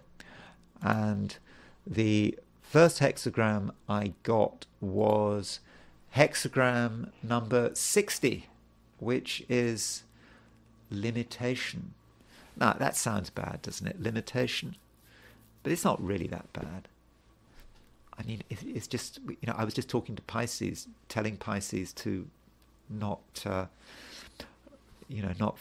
think that everything going on around the world is their personal responsibility. It's like the same for all of us. We have to focus on what matters, and we can't take on too much because we're going to be overwhelmed. At the same time, with limitation, we do have to consider perhaps bad habits. We all of us have bad habits and things that we want to remove from our lives. And the question is, how much effort do we take in order to remove these things from our life? And what the I Ching says, that we shouldn't punish ourselves and torture ourselves by trying to limit ourselves. So,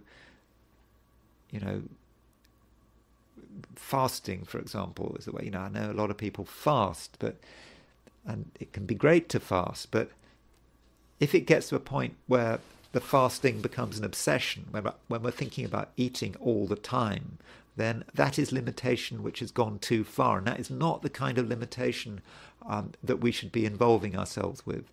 We have to limit ourselves, but in a way that is comfortable, unless, of course, we're trying to remove from our life something that is dangerous, like, okay, if you give up smoking, or you give up cigarettes, or you give up alcohol, or you give up heroin, you do have to deal with a bit of pain, I believe, to begin with.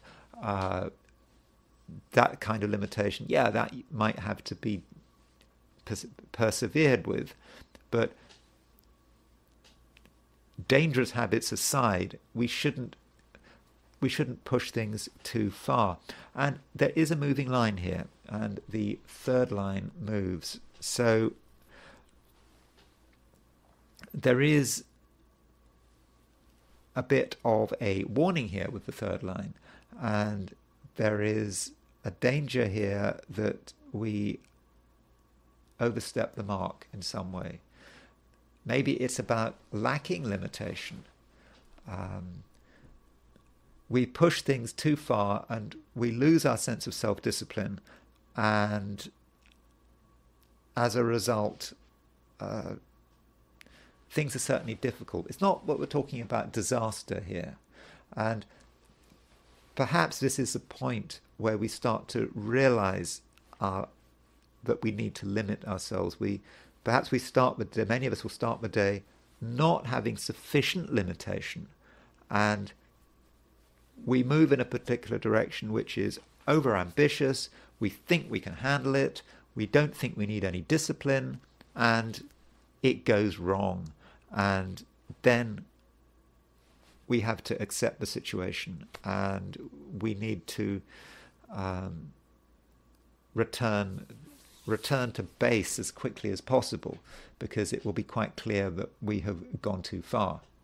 And there we get the sense of limitation. But the third line does move, and it moves, so we get a different hexagram. So this moves to hexagram number 5, which the Wilhelm translation describes as being waiting. So perhaps you could say, well, we've tried to do something, we'd overstepped the mark, we'd gone too far, we'd had to limit our ambitions, and now we're just waiting for something. But we can be confident it's going to happen. I mean, that is one way of viewing it. Another way of viewing it is that it's not actually about waiting. It's about a time when we actually have to do something. So the previous hexagram is limitation. We're understanding our limits. We tried to do something, it was unsuccessful. We'd overstepped the mark. We moved into a different situation, but the challenge, the thing that we were really concerned about hasn't gone away. And the action, the moment of action might have actually finally arrived. And I suppose this is implicit in waiting, isn't it? Because if you're waiting for something, you know that in the end, something has to happen. And maybe that something is actually starting to happen. And we have to symbolically walk into the river. Not literally. I'm not telling you to walk into rivers. Particularly with a Sun semi-square Neptune, a bad idea to walk into rivers. But symbolically, walking through a river is saying, this is action. This is, I'm going to do it. I have to do it. I suppose you could say it's like Julius Caesar crossing the Rubicon. You've got to cross the river. You've got to start getting, that means you're going to be affected by it. Your clothes are going to get wet. It's going to be an inconvenience. You're going to really feel it once you feel yourself getting drenched to the skin and the water level going up. You know that the action has started. And that is a sign that when real action takes place, there is a consequence. We know we're in a river because we're soaked to the skin. And that is a sign that something is really in process. And there is a view, this is actually what the I Ching is recommending, is telling us in the end we do have to take the initiative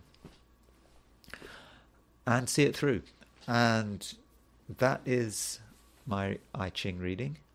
And now I'm going to move away from the I Ching, and I'm going to talk about Mars and Uranus and the UK and the US and this Mars-Uranus conjunction that is just bothering me. I've talked about it before, but it's just concerning on a number of levels.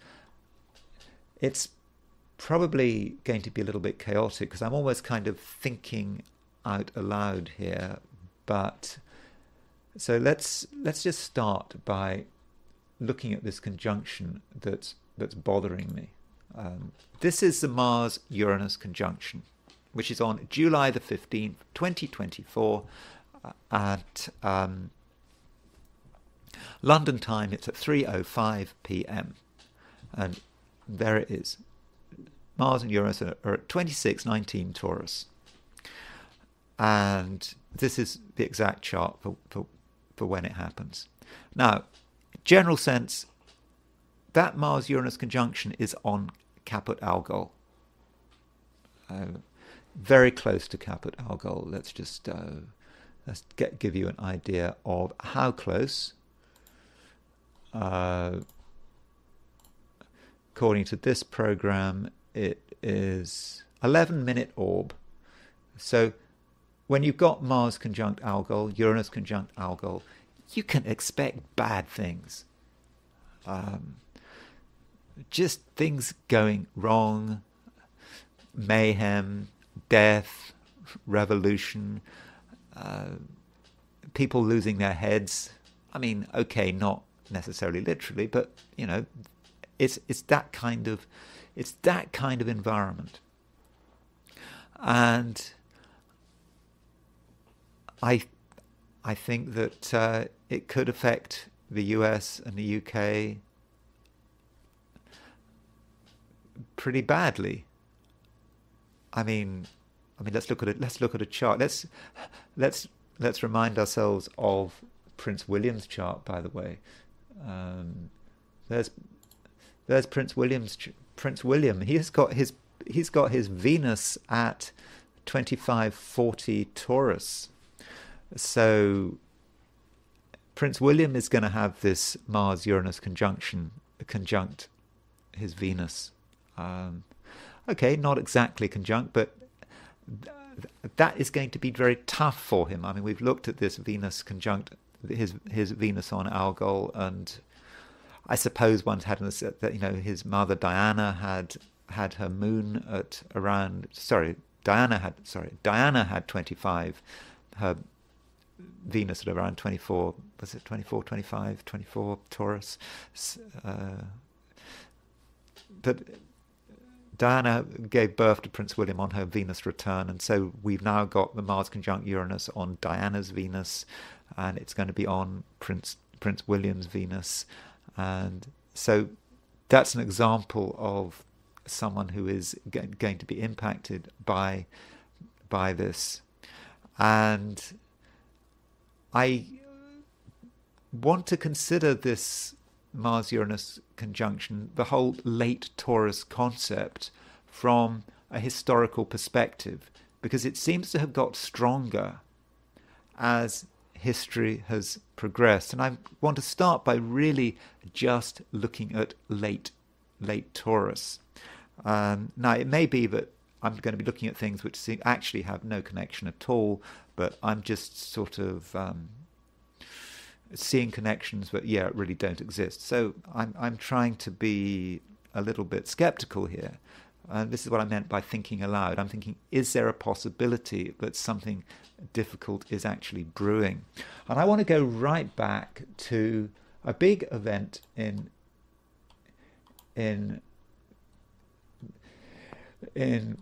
British history, which was the Gunpowder Plot. So the Gunpowder Plot took place on, now it says November the 15th. That's because the Julian calendar has been converted into the Gregorian calendar. But this is actually the chart for November the 5th, 1605. So November the 5th, 1605 is Guy Fawkes Day in England. Remember the 5th of November, gunpowder, treason and plot. And this is, I don't know about the exact time, but this is the moment when Guy Fawkes attempted to blow up the Houses of Parliament. He was a Catholic. He didn't like the new king because James I had become king in 1603 after the death of Elizabeth I, and he tried to blow up Parliament. And he came very close to succeeding. I think that he was caught just in time. Okay, some would say that the gunpowder was wet and that wouldn't have happened. Nothing would have happened. But the thing about the Gunpowder Plot is that the Gunpowder Plot happened when Uranus was at 24 Taurus, not conjunct Algol, because we have this thing called because of the precessions of equinox. Algol was earlier, so we can't say that. We can't say for sure that we can't say it's an Algol event, but Uranus was in Taurus. Yeah, there was a Sun opposition Uranus at the time of the Gunpowder Plot. Now, remember, this is the 5th of November. Remember, we're doing a conversion from the Julian to the Gregorian calendar. So that's why the Sun is so late for the 5th of November. So Uranus is about, right now in 2024, Uranus is about where it was at the time of the Gunpowder Plot. And this was a plot that did fail. That's true. So it wasn't a disaster for Britain, but it was perhaps a sign that the country was temporarily under pressure. And Uranus has a cycle of 84 years. So every 84 years, Uranus returns to late Taurus. So what happened at the next cycle? Well, the next cycle was, okay, this is, again, you see it's November the 15th. In fact, the same thing happened, there's an event, November the 5th, 1688. On November the 5th, 1688, William of Orange landed in England because we'd had a Catholic king, James II, who had been messing with people's liberties. And in fact, he'd been messing with people's liberties in terms of, I think, the right to bear arms. And look at Uranus. Uranus is okay. Uranus is not at 20, it's not quite at 24, 25 Taurus. It's getting there. But this was the beginning. And so he landed, and then there was I'm not a great expert on this period, but I'm not an expert on anything really, at least in terms of history, but this was a time of great instability in Britain. There was almost a Dutch invasion. I mean, this was a kind of a Dutch financed project. They supported one, this new king, William of Orange. I think he was a Dutch king. They supported him as he basically pushed out this Catholic thing, James II. And James II was considered by many to be a tyrant. And it's interesting that if you go to, when in America they argue about the Second Amendment, about the right to bear arms, particularly at the high level, Supreme Court, the Constitution and all this, and they go back to lots of different precedents or whatever, you will find that these American lawyers will actually start talking about what was going on in the 1680s in England. And one of the concerns that people had in England in the 1680s, they were talking about the tyrant. And that tyrant then was not George III, but the tyrant was James II. So James II was the original tyrant, and he tried to prevent people from bearing arms, because why did they want arms? To protect themselves from a tyrannical nation. So the whole background of this is the Glorious Revolution was really relevant to modern America and the Second Amendment. And constitutional lawyers in America will look back at what was going on in England in the 1680s to justify the Second Amendment. Amazing as that sounds. But again, we see Uranus in Taurus. And so I'm putting forward the hypothesis that Uranus in late Taurus is a time of instability in terms of the UK, and perhaps its colonies. And the next time Uranus was in Taurus. Well, let's jump let's jump another 84 years. And so if we jump another 84 years, we get to 1773. And so, for example, this is May the 10th, 1773. And this is the day in which the Tea Act came into force. And so the Tea Act was a piece of legislation. You'll probably know more about it if you're if you're American than me. But the Tea Act basically reduced taxation for tea coming from the East India Company. So the East India Company was this British company working in India and China, and it was in trouble. And so this Tea Act reduced the taxation on the East India Company's tea. And this meant that when this tea came into the American colonies, it was able to undercut the price of illegally smuggled tea from Dutch. And so suddenly this East India Company tea became affordable. But the trouble is the colonists didn't want to buy East India Company's tea because they'd have to pay this tax or duty, was it the Townsend duty or something like that. And so as a result of this, you had the Boston Tea Party, and later in 1773.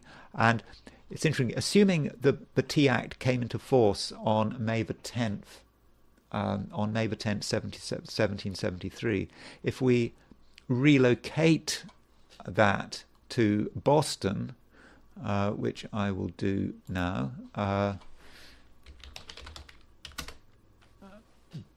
Boston we see that there's a Sun-Uranus conjunction right on the ascendant, and so Uranus is rising, and that is kind of a hint that something soon is going to happen in Boston, which of course brings us to the Boston Tea Party, December the 16th, 1773. Now, the Boston Tea Party was not the same as the American Revolution. It was 2.5 years before the American Revolution, but it was the beginning of the end for British control, and it was probably a seminal date in terms of Britain and its empire. And so there it is, December the 16th, 1773, and we can see that Uranus is at 25 Taurus, and so what I think we're perhaps seeing, and remember I mentioned that James II and what was going on there had a certain link perhaps with the US and the Second Amendment. This Uranus in Taurus is bringing together what's going on in the US and what was going on in the colonies and what was going on in the UK. And this is a reminder of this connection between the US and the UK, that the critics would just see this sort of Anglo-Saxon alliance that is toxic. I mean, that's what people might suggest. Some people might suggest. Of course, there wasn't much of an alliance at this time. They were falling apart. But there's Uranus in Taurus. So that is the Boston Tea Party. Okay, it's not the American Revolution itself, but it is a suggestion that Uranus in late Taurus is problematic for Britain and perhaps its empire. And when we move forward another 84 years, we can move forward to May the 10th, 1857. May the 10th, 1857 links 1773. Remember 1773. Remember what 1773 was about. 1773 was about the East India Company. So the East India Company was able to benefit from this legislation, which allowed tax to be reduced on East India Company's tea. Now, May the 10th, 1857, 84 years later, was the first day of the Indian Mutiny. I don't know when it started, but I went for noon in Meerut. Sorry, not noon, dawn, local time in Meerut in India, which is when the Indian Mutiny started. And the Indian Mutiny was also about the East India Company, and the East India Company, the way it had been behaving in India. There was, I think, in this particular mutiny, the sepoys, who were the sort of the local troops, were upset that they were being paid less from English soldiers and that British soldiers, and that upset them. Plus, there was all this stuff about, Hindu soldiers being upset by the story that the cartridges were made with grease from cows, and Muslim soldiers were upset that the cartridges might have been made with grease from pigs, and all this reason why the Indian Mutiny started. And looking at the Indian Mutiny, which was a major threat to British power, India was an emergent jewel in the crown, and the Indian Mutiny was really serious. And on the day that the Indian Mutiny started, there was a Mars-Uranus conjunction. Okay, not exact, but there's Mars, there's Uranus. It's fairly close to Algol now. So there is this Mars-Uranus conjunction. Remember, there's a Mars-Uranus conjunction coming up on July the 15th, 2024. So we see this Mars-Uranus conjunction, and it is a major threat to the British Empire. Okay, in the end, the British were able to overwhelm the Indian Mutiny, and they had to make some changes. They had to pay greater attention to local interests. They had to empower local elites. And of course, you could say that by empowering local elites, in the end, that gave them the ability to stand up to the British 50 years later and more and demand their independence. But again, I think the Mars-Uranus conjunction is a major moment for the British Empire. What was going on in America? Okay, I don't think anything special was happening in 1857 in the US.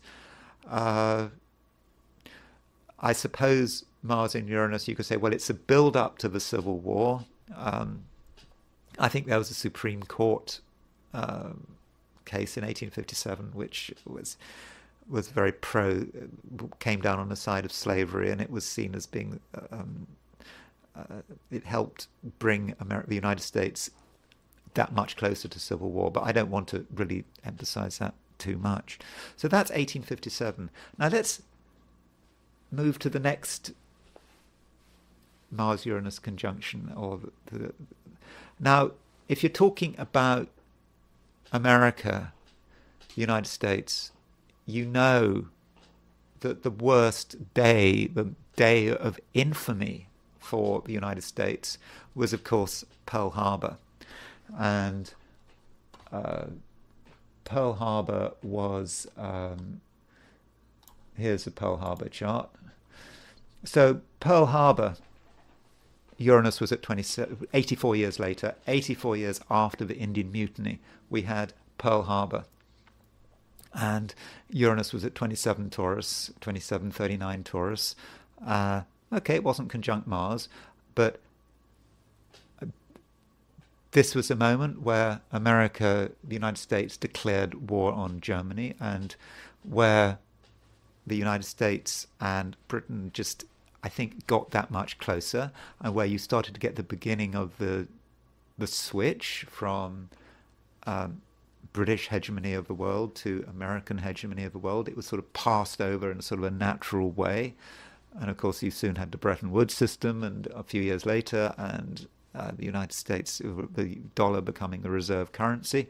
But this sort of Anglo-Saxon alliance was perhaps strengthened by this, even though the power relationship was dramatically changing. So that's Pearl Harbor, which is America's day of infamy. Now, what about Britain's day of infamy?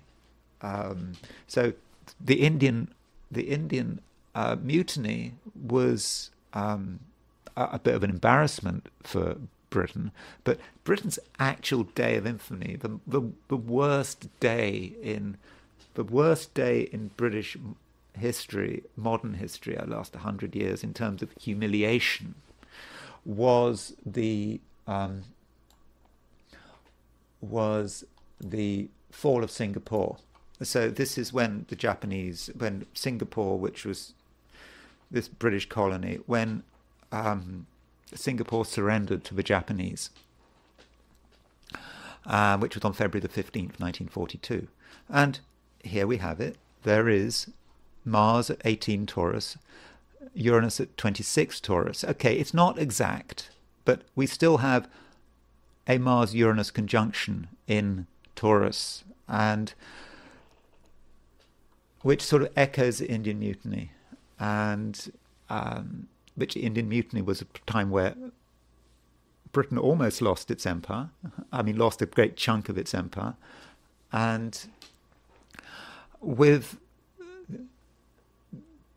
this Mars-Uranus conjunction, if you think about it, and I think I mentioned this, when I was talking about it a few weeks ago, that January and February, when Mars was making a conjunction to Uranus, was humiliating, not just for Britain, but for the United States as well. This is when the United States and Britain were just losing all of their stuff. You can get the Philippines, and then you had what was going on in Indonesia. The Japanese were just tearing apart these old imperial powers while Uranus was in late Taurus. And here we have, for Britain, the worst day of them all, which is February the 15th, when Singapore surrendered.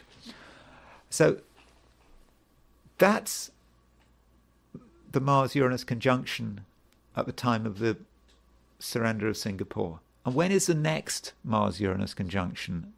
Well, the next Mars, I don't know, did Mars go retrograde? I don't think so. The next Mars-Uranus conjunction is this year. Historically, and it may just be a coincidence, but this Mars-Uranus conjunction has just kept cropping up. And I'm thinking that this Mars-Uranus conjunction in July is going to represent perhaps a major blow to the Anglo-Saxon axis. And I suppose I'm thinking particularly about Ukraine, because Britain and America have put all their eggs in one basket. They've completely overcommitted in terms of Ukraine. And it does seem to link with some historical precedent. But I mean, maybe we shouldn't just be thinking about Ukraine. I've talked too much about Ukraine. This Mars-Uranus conjunction does indeed keep cropping up. And if we look at maybe not just the Mars, but we've got certainly the Uranus in late Taurus on Algol is something that we really need to keep in mind. So here is, for example, the Pluto going direct on October the 12th, 2024. This is the month before the presidential election on November the 5th. And so you can see that Uranus is at 2636 Taurus. So it's right on Algol. This late Taurus is starting to hit, is on Algol.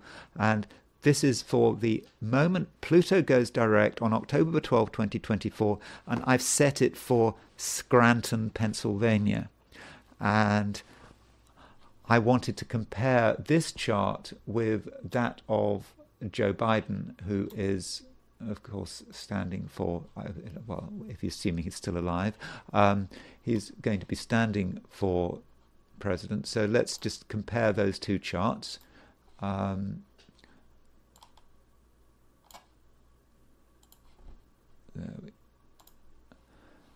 So at that moment, when Pluto goes direct, the descendant is at 3 degrees Gemini, and it's right halfway between Saturn and Uranus.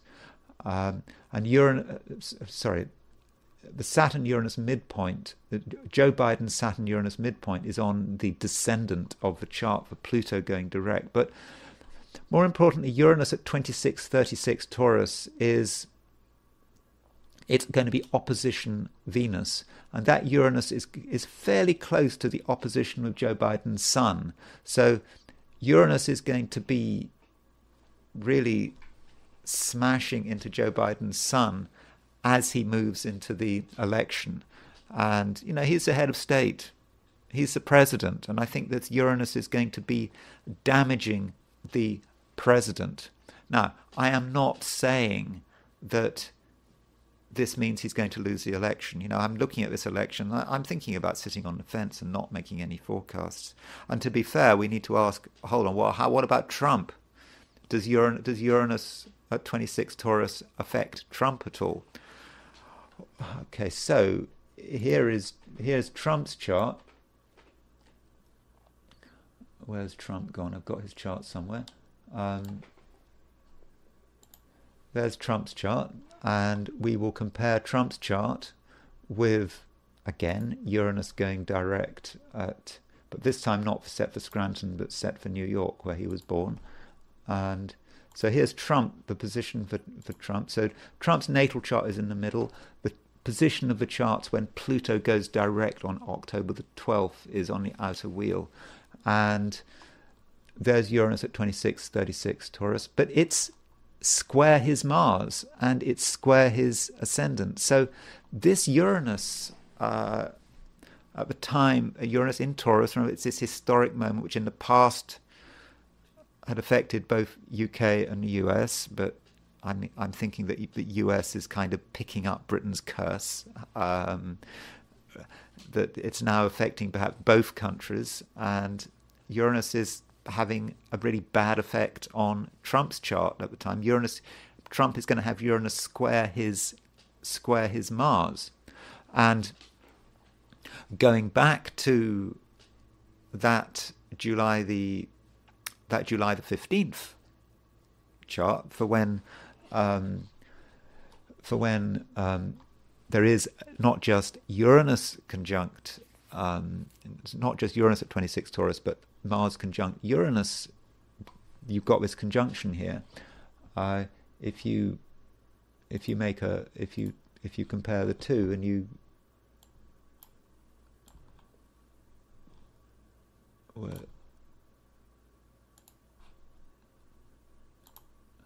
so that's on the outer wheel. We've got inner wheel Donald Trump's chart, and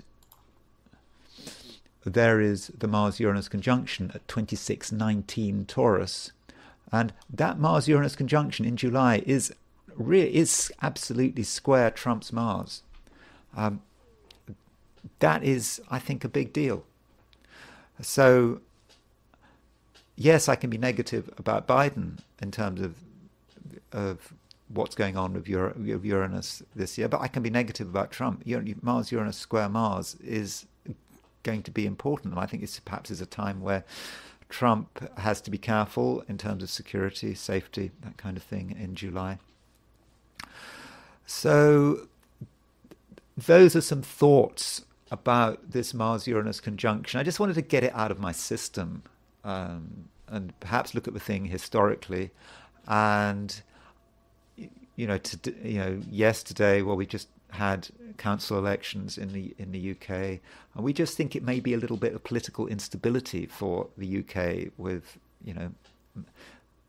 but I think it does go further than that. I think that the UK is in big trouble now, and I think over the next few months we're going to see that trouble. And I'm just thinking about Britain and its empire, and I suppose by extension America and its empire and its influence. And all I can think of is that it's got to have something to do with Ukraine. I don't know. Maybe Ukraine will fall faster than people are expecting. There could be something dramatic going on there, but it might be a different part of the world. But looking at this historic pattern of Uranus being in late Taurus, then, okay, it may just be a coincidence, but we're here. That pattern today, going back 84 years, Pearl Harbor, fall of Singapore, before that, the Indian Mutiny, before that, the Glorious Revolution, before that, the Gunpowder Plot. And as you go through that pattern, it's getting stronger and stronger. You know, last pattern, complete disaster for Britain and America in terms of their empires. And now we're here. So we'll have to see. But I do think that this Mars-Uranus conjunction, we need to think about it a great deal. And that's all I'm going to say about the matter. Yeah, sorry I've gone on, but I just felt I did have to say something because it does bother me. Okay, so thank you very much for listening to that. Sorry I went on for so long, but I do hope you found it interesting. If you did find that interesting, I'd be very grateful if you were to like this video. If you're not subscribed, I'd be very, very grateful if you were to subscribe. And if you want to buy me a coffee, there is a link in the description. So thank you very much for listening, and I will talk to you again tomorrow.